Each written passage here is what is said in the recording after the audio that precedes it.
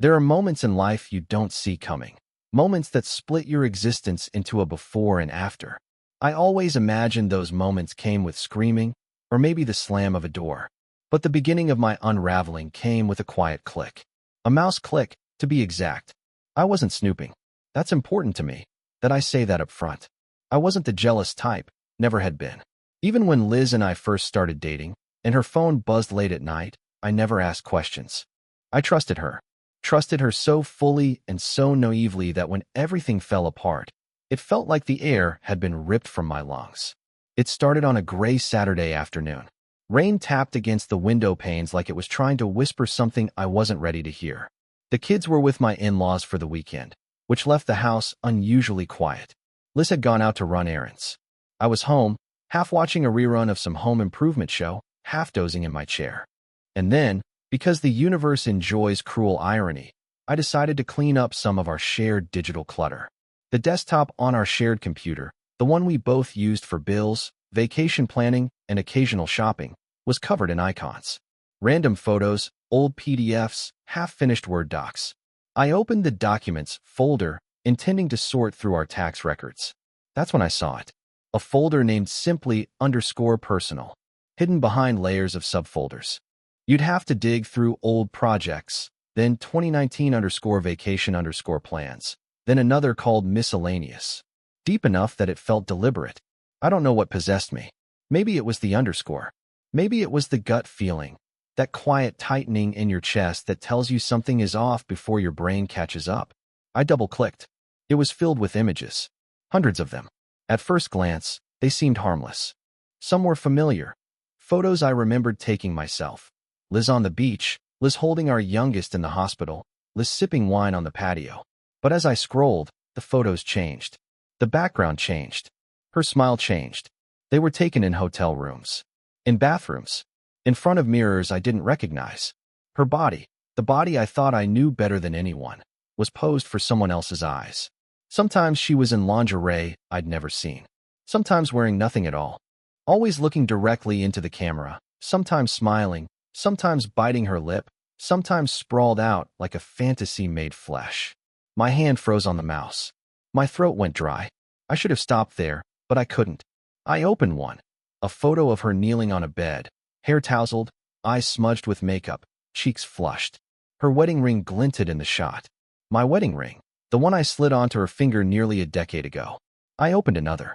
And another. Some were selfies. Others, many others, were clearly taken by someone else. Hands that weren't mine. Angles I never saw her from. Movements I'd never witnessed. At some point I stopped breathing. I could feel my pulse in my ears, like a drumbeat counting down to some terrible revelation. I sat there, frozen, as the rain picked up outside and the house creaked in its stillness. Then I saw the videos. There were 7 of them, each named with just a date. The most recent one had been recorded 3 weeks ago, the same weekend Liz had gone to visit her sister in Portland. She hadn't mentioned filming anything. She hadn't mentioned lace stockings, or the black choker she'd never worn for me. I clicked on it. I don't know why. Maybe I wanted to believe it was something else. Something explainable. Something I could live with. The video opened with Liz standing by a window, the curtains drawn shut. The light was low and golden. She looked nervous. Then a voice off camera, a man's voice, deep, confident, said her name. Not Liz. Her full name. The name she hated. She smiled. And then she walked toward the bed. I stopped the video before she reached it. I sat in the office chair for what felt like an hour, staring at the screen. The folder was still open. Her body still on display. The ring still on her hand. 1,000 thoughts screamed at once. Who was he? Was it just one man? How long had this been going on? Were the kids, God, were they even mine? My first instinct was to smash the computer. My second was to call her. My third was to vomit. I did none of those things. Instead, I copied the folder. Every photo, every video. I transferred it to an encrypted drive and locked it in my desk drawer. Then I erased my digital footprints and closed the laptop. The air in the house felt different now. Like the walls knew. Like the silence wasn't just silence anymore. It was shame. My shame, her shame, the shame of trusting too easily. I wandered into the kitchen, poured myself a glass of water, and stood at the sink for a long time. I kept looking out the window, waiting to see her car pull into the driveway. But I knew if I saw her right then, I'd break. And not the kind of break that ends with raised voices or slammed doors. The kind of break where something inside you just stops working. That night, I slept in the guest room. I told her I wasn't feeling well. I lied. The first of many lies I'd soon find myself telling. She didn't question it. Just kissed me lightly on the cheek, her lips still soft, still warm, still carrying the weight of 1,000 secrets. "You okay?" she asked gently. I nodded. But I wasn't. I would never be again. The next day, I called in sick to work. I needed time to think. Time to plan. I knew I couldn't confront her without more. More proof. More clarity. More control. So I started digging. Emails. Bank records. Travel itineraries. Every time she said she was with her sister or attending a marketing conference. Every unexplained purchase. Every night she'd come home smelling like a hotel hallway and said, "Traffic was awful." It didn't take long to build a timeline. Patterns emerged. Recurring weekends. Same hotel chains. Flights booked under her maiden name. She had built a second life inside our first. And I had been blind. I needed to see it all. I needed to know how far it went. Who else knew? What she was willing to risk. Whether it was still happening. But most of all, I needed to decide what I was going to do. Because the man I was before I opened that folder no longer existed. And the man I would become, well, he wasn't going to let this go quietly. The days that followed were a blur, but not in the usual sense of time slipping by unnoticed. No, I felt every second like a drop of acid on bare skin. Every tick of the clock was a reminder. She lied, she cheated, and I didn't know how deep it went. I stopped sleeping. I stopped shaving. I stopped being me. In the mirror, I saw a ghost, hollow-eyed, jaw clenched, skin pale under the harsh bathroom lights. My reflection looked like someone who had died quietly in his sleep and just forgot to stop moving. Liz didn't seem to notice. She still made coffee in the mornings, humming something tuneless. Still scrolled through her phone while the kids ate their cereal. Still kissed me on the forehead like muscle memory. And every time her lips brushed my skin, I felt the betrayal pulse under my flesh like a hidden bruise. I began to study her. Not like a husband studies his wife. More like a detective studies a suspect. Or a hunter tracks prey. I noted her expressions, cataloged her smiles. Were they real? Did they reach her eyes? Did she pause too long when I asked about her day? Was that hesitation or just my imagination? I knew I was unraveling, but I couldn't stop. It wasn't enough to have seen the photos. I needed to understand the man she became with him. The Liz I knew was soft-spoken, anxious in crowds, obsessed with punctuality. But the Liz in the photos? She was bold, confident, seductive in a way I'd never witnessed. She wasn't pretending. That version of her was real, just not mine. So I began to dig deeper. I remembered something. Years ago, before we had kids, Liz had created a second email for freelance work. Her side hustle, she'd called it then. She hadn't used it in ages, or so I thought. But after trying half a dozen password combinations, I got in. And there it was. A chain of emails dating back nearly a year. All with one name in the subject line, C. No last name. No context. Just that C. The first message was innocent enough. Something about meeting at a cafe to discuss photography. She'd always dabbled in it, said it helped her feel present. But the messages quickly took a turn. Compliments slipped in. Phrases like, "You looked incredible today," and "can't stop thinking about the way you smiled." Then came the private jokes. The innuendos. The photos. Photos I hadn't seen in the folder. Which meant there was more. Another layer. Another hiding place. I traced the email address. A dummy Gmail account. No social links. But one message caught my attention, an automatically generated notification from a cloud storage service. My hands shook as I followed the link. Password protected. Of course. I tried everything I could think of. Birthdays. Pet names. Our wedding date. Nothing worked. But I wasn't ready to give up. I sent a password reset request. Then I waited. Later that night, as Liz showered and the kids slept, I heard her phone buzz on the kitchen counter. She rarely left it unattended. But tonight, her guard was down. I unlocked it easily. We shared passwords. A convenience that now felt like a weapon. There it was, the reset email. I opened it, set a new password, and slipped the phone back before she returned. In our bed, she curled against me, damp hair against my shoulder. I stared at the ceiling, the new password, a string of random letters, etched into my memory. When she fell asleep, I got up. The cloud drive opened slowly. My internet felt like it was wading through cement. Or maybe it was my pulse hammering in my ears, distorting time. The folder was named Thorns. Inside, dozens of images and videos. Different from the ones I'd found before. More raw, less posed. Some were in grainy black and white. Others were shaky clips of motion, laughter, whispers. And there he was, the man behind the camera. He wasn't conventionally attractive. Older than me by maybe 10 years, with silver in his beard and a tattoo of a compass on his forearm. His voice was deep and low, not booming, not theatrical, just steady, confident. The kind of voice that doesn't ask for attention because it knows it already has it. I watched Liz laugh at something he said, watched her pull him into frame and kiss him with a hunger I hadn't seen from her in years. My stomach clenched. In one video, they danced, no music, just soft humming. She wore one of my old t-shirts. He pressed his face into her neck like he was inhaling her. She whispered, "I missed you." And he replied, "I always miss you." I couldn't look away. Not because I wanted to see, but because I couldn't understand how I had become a supporting character in my own life. The metadata on the files told a story. Weekly meetings. Locations across town. Some hotels, some houses. Always booked under different names. She'd been careful, meticulous. And yet, she had made one mistake. She had saved it. This secret life, she hadn't just lived it. She had documented it, archived it, protected it, which meant it mattered to her. Maybe even more than I did. I closed the folder, shut off the computer, sat in the dark, trembling. At some point, I opened the drawer in my desk and pulled out the hard drive. I backed up everything again. Twice. It was no longer about doubt. No longer about suspicion. I had evidence. Evidence of betrayal, of intimacy, of love given freely, just not to me. I couldn't sleep that night. My thoughts were jagged and loud. Scenarios unfolded behind my eyes like movies I never wanted to see. Would she leave me if I confronted her? Had she already planned to? Was she waiting for the right moment? And why? Why? Had she never given me a chance to fight for her? The next morning, she smiled at me over coffee like she always did. "Did you sleep better?" I shook my head. "Still tossing and turning?" "Yeah, something like that." She reached across the table, touched my hand. "I hate when you're not yourself." The irony almost made me laugh.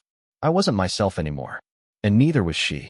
That day, while she was at work, I called in sick again, sat in front of the mirror and stared. Who was I now?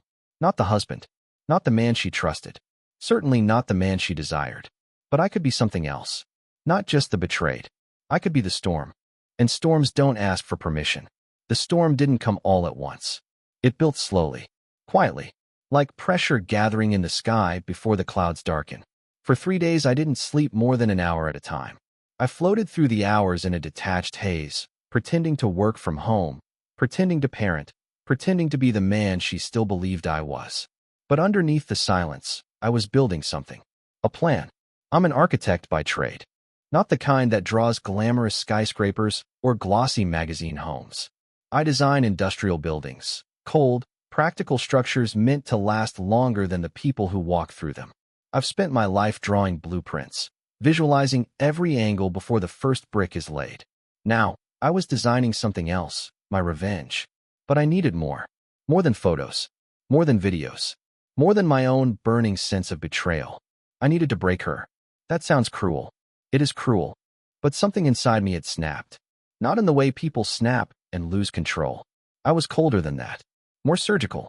I didn't want to scream or throw things or leave in the night.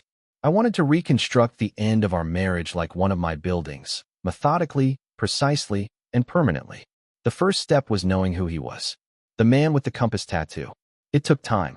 I combed through metadata, zoomed in on backgrounds. A parking permit in one shot. A blurry receipt in another. Eventually, I found a name on a bottle of prescription medication half tucked in a bathroom drawer in one of the images. I froze the video, enhanced it. Charles Langley. I Googled it. Dozens of results. But only one matched the profile. A photographer. Local. Late 40s. Ran a private studio in a trendy neighborhood about 15 minutes from downtown. I clicked through his site. There she was. Not Liz by name. But there she was. A woman I didn't recognize at first glance, dressed in shadows and light. Her face angled downward. Her back arched. Artistic. Erotic. Intimate. The portfolio had no names. No captions. Just image after image of women in poses that blurred the line between vulnerability and exhibition. I'd never known Liz wanted to be seen that way. She'd never let me see her that way. I felt the sting of it in my chest. I dug deeper. Found his personal Instagram. Scrolled through shots of cameras, lenses, coffee shops, cats. But occasionally, there were captions that stood out. Thanks to Elle for another incredible session. Always inspiring to work with such fearless muses. Fearless. That's what he called her. It made me sick. I wasn't done yet.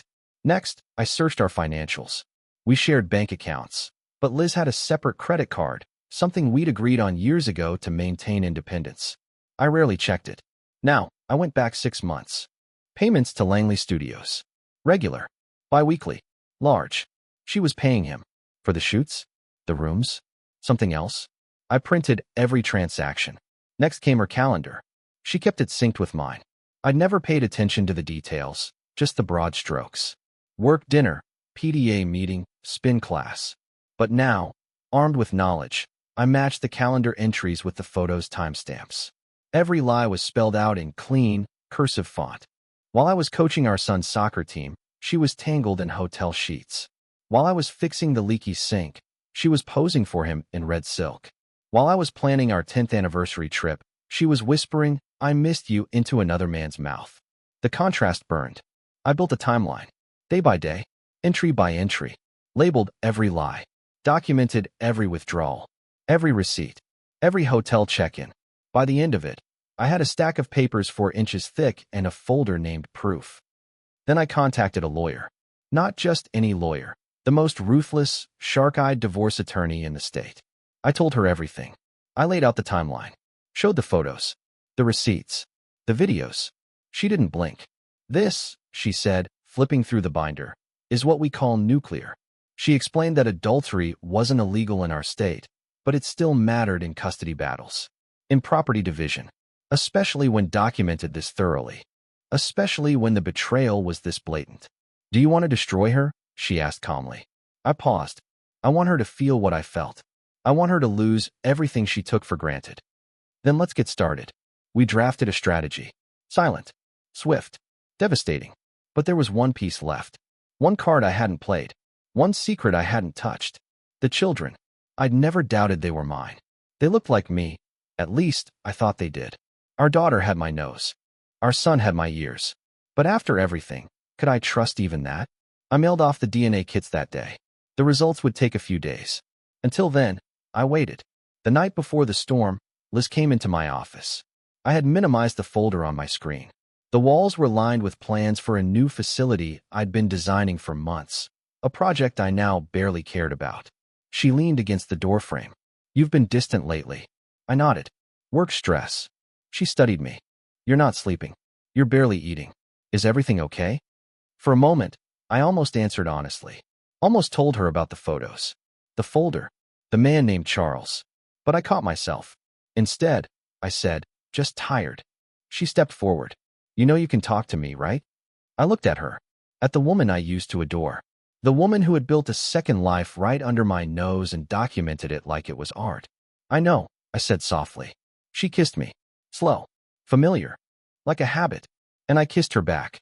Not because I wanted to, but because I needed her to believe I was still blind. The next morning, I left early. The sun was rising. The city was waking up. And I was standing across the street from Langley Studios. I watched him arrive.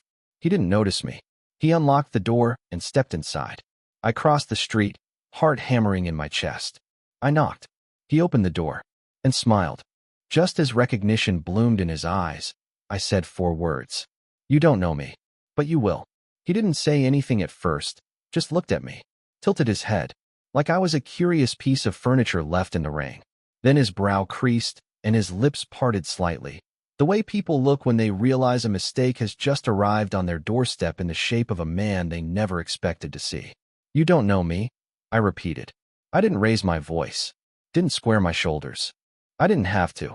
He stepped back, one hand still on the door, the other gripping the edge of the frame. "Can I help you?" I looked past him into the studio. Sleek lighting equipment, dark curtains, neutral walls, A woman's shoe sat abandoned near the edge of a white backdrop. It smelled faintly of incense and lavender. I'm Liz's husband. His shoulders dropped a fraction. His mouth opened, closed, then a pause. Oh, that was all he said. Oh, I almost laughed. That one syllable somehow made it worse. I know everything, I said, stepping inside. He didn't stop me. The door swung shut behind me, the latch clicking like a trap being set. The photos, the videos, the payments, the lies. He didn't deny it, didn't protest, just lowered his gaze. I didn't, he started, then stopped. I didn't mean for it to be this. That made me laugh. Not a big laugh. A small, sharp one, the kind that comes with disbelief more than humor. Define this, Charles. What exactly didn't you mean? He walked slowly toward a leather stool near a camera rig and sat down, like his legs didn't trust him anymore. His voice was quieter than I expected. I didn't know she was married, at first. Bullshit. She told me she was separated. Said it was complicated. You don't think it was your job to ask questions before you filmed her in hotel rooms? I'm not going to fight you, he said simply, meeting my eyes. Whatever you came here to do, just do it.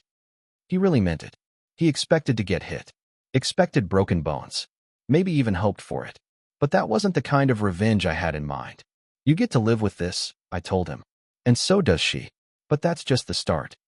I reached into my coat pocket and placed a manila envelope on the counter between us. Inside is a letter from my lawyer. It details every interaction I've documented, every message, every dollar that passed between you and Liz. Every timestamp, every GPS ping, every IP address. He reached for it, but I put my hand over it first. And if I see your face again, if I so much as hear your name in her mouth, that letter becomes public. To your clients, your sponsors, your vendors. His eyes twitched, just barely. That was all I needed. I left without another word. Outside, the sky was the color of old bruises. Clouds thick and heavy, as if the whole day was holding its breath. I didn't feel triumphant. I felt tired. But more than that, I felt ready. I didn't go home. Instead, I stopped by my attorney's office. We went over the last details. The plan was in motion now, papers drafted, accounts separated, custody strategy filed. All that was left was to pull the trigger. But before that, one final piece had to fall into place. The DNA results. I received the email the next morning. I waited until I was alone, not just in the house, but emotionally isolated enough to handle whatever truth was about to carve its name into me. I sat at my desk, hands clammy, the cursor hovering over the subject line. Your DNA results are ready. I clicked. It took less than a second to read, but it landed like a freight train. Conclusion: paternity confirmed, 0% probability of non-paternity. They were mine. My children. Both of them. I hadn't even realized how much I doubted it until the relief hit me like a wave. I buried my face in my hands, trembling, not from sadness, not even from rage. From gratitude. From a kind of vindication that had nothing to do with Liz and everything to do with them. That night, I made them dinner. We ate together like we used to, laughed about cartoons, and spilled milk. When Liz got home, she found us on the living room floor, building a Lego spaceship. She paused in the doorway, staring. Something in her shifted. I could see it. Maybe it was the comfort in my face, or the warmth in the kids' laughter. Or maybe she felt the first ripple of something she couldn't name yet. She sat down beside us, smiled. What are we building? She asked. I looked at her calmly. A new beginning. That weekend, I told her I wanted to take Monday off with her. Just us, I said. Let's spend some time together. She agreed. I planned every detail. We went to breakfast at a quiet diner. Took a long walk through the botanical gardens where we used to go when we were dating. I pointed out flowers. She held my hand. She had no idea. After lunch, we drove to a lakeside inn. The one we'd visited for our 5th anniversary. I told her I'd booked a room, a surprise. Her eyes lit up. It made me nauseous. We sat on the patio as the sun dipped lower, painting the water gold. I've been thinking, she said gently. We've been off lately. I know it. You know it. But today this feels right. Like we're getting back to who we were. I looked at her. Really looked. And I saw it. The illusion she'd convinced herself of. The story she'd rewritten in her head. Where nothing had truly been broken, just bent. Where we could glue the shards back together and call it whole. I took her hand. Liz, there's something I want to show you. I reached into my coat, and pulled out a tablet. Opened the folder. Tapped play. Her face changed in stages. First confusion, then recognition, then pure, raw horror. Her mouth opened, but nothing came out. The silence between us screamed louder than any words ever could. "I know everything," I said softly. Tears welled in her eyes. She reached out, but I stepped back. "No, don't. I didn't mean to. Stop." She stood, shaking. "Please, let me explain." I held up a finger. "Calm. Steady. You don't get to speak yet. You get to listen." I pulled out the second folder. The printed timeline. The receipts. The map of every betrayal. She scanned them with shaking hands. Tears spilling now. But I saw something else too. Panic. Desperation. Fear. When she looked back up, her voice was barely a whisper. "What are you going to do?" I stared at her. At the woman who used to be my future. At the person who had lit a match under our life and watched it burn while I slept. Then I smiled. Everything. She didn't speak. She just sat there, trembling, her hands curled tight around the edges of the evidence folder, like she could squeeze the truth out of it if she gripped hard enough.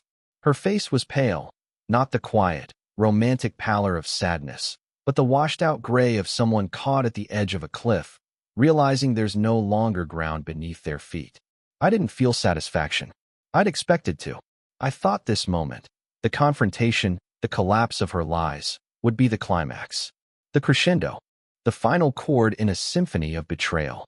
But what I felt instead was clarity. Cold. Sharp. Final. She tried again. I never meant. I cut her off with just a look. There wasn't a word she could say that would put the pieces back together. I opened my briefcase and pulled out the divorce papers. Her eyes darted to them like a swimmer spotting a lifeboat just out of reach. "No. Please, we can fix this." "We?" I echoed, the bitterness finally surfacing. "There hasn't been a we in over a year. You just didn't want to admit it." Her mouth opened, but I pushed the papers forward. "You'll find the terms generous." They were. Because of the kids. Full custody for me. She'd have weekends. Some holidays. Supervised at first. She could keep her car, some savings, and the apartment I'd purchased in her name last year. The one I now realized was likely used for more than just writing retreats. Everything else. Mine. The house. The accounts. The business. She blinked fast, her face crumbling in increments. "I don't want to lose the kids." I leaned in, calm as ever. "You lost them the moment you chose him." She looked away. "I didn't choose him." "Yes, you did." Again and again. Every lie, every hotel room, every fake calendar event. That was a choice. Silence. She didn't deny it. Couldn't. And just like that, it was done. No screaming.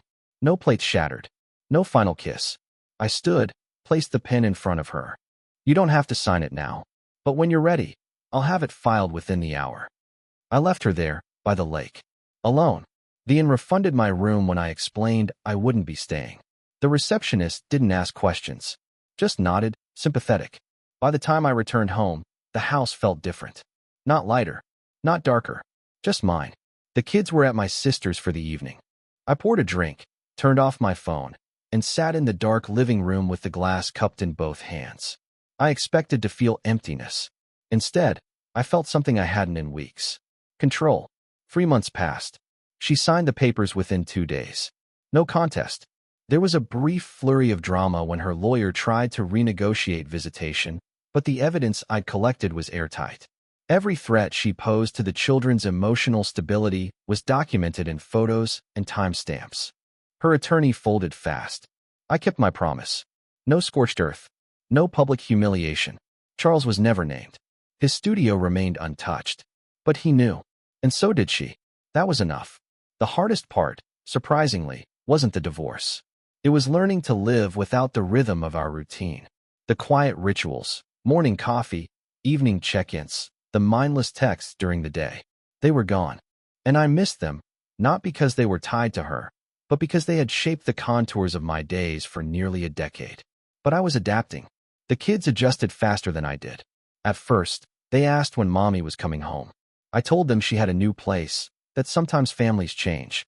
I didn't poison their image of her. I didn't need to. They were observant. On her weekends, she tried. Took them to parks, made pancakes, played music too loud, and danced barefoot in the kitchen. But children can sense guilt.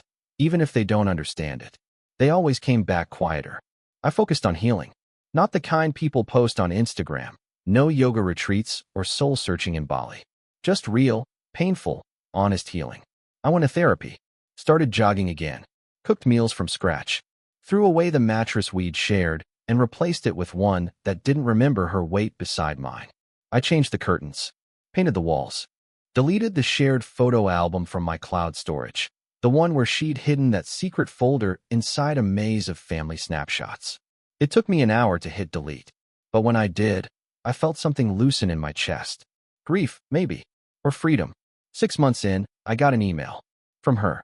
No subject line. Just 2 sentences. I saw the kids today. They're so happy. I'm glad they have you. I stared at it for a long time. Then I archived it. No reply. She had her closure. I didn't know her mind.